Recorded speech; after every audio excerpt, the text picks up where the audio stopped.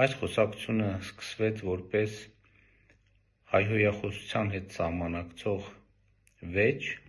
բայց վեր է ածվել հոգևոր և բարոյական նորոգման օրակարգի։ Սրանում է մեր Տեր և Ուսուցիչ Հիսուս Քրիստոսի և հայաստանյաց առաքելական Սուրբ Եկեղեցու կենարար ուժը, երբ մեզնից յուրաքանչյուրը հասկանում է, որ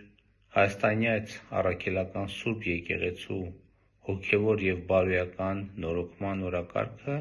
նախ և առաջ մեզնից յուրաքանչյուրի հոգևոր և բարոյական նորոգման օրակարգն է և մեր սրբության սրբոցը Մայր Աթոր Սուրբ Էջմիածինը Կտրիչ Ներսիսյանից և նրա խմբակից ազատելուց առաջ մենք պետք է նախ հոգևոր և բարոյական իմաստով արժանի լինենք մեր սրբության սրբոցին Մայր Աթոր Սուրբ Էջմիածնին և ես հույս ունեմ, որ բոլոր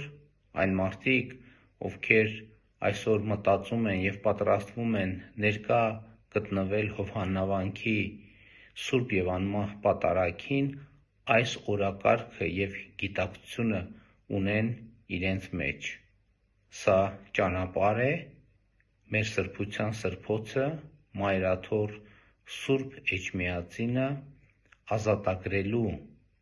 նրան պղծության ճիրանների մեջ կալանված պահածներից, բայց այս առաքելությունը իրականացնելու համար, այդ առաքելությանը ծառայելու պատրաստ յուրաքանչյուր ոք նախ ինքը պետք է անցնի իր հոգևոր և բարոյական նորոգման ճանապարհը և սրանում է այսօր հովանավորանքում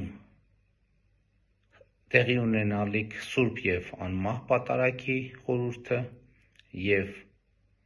մենք բոլորս այս տրամադրվածությամբ պիտի գնանք հովանավորանք։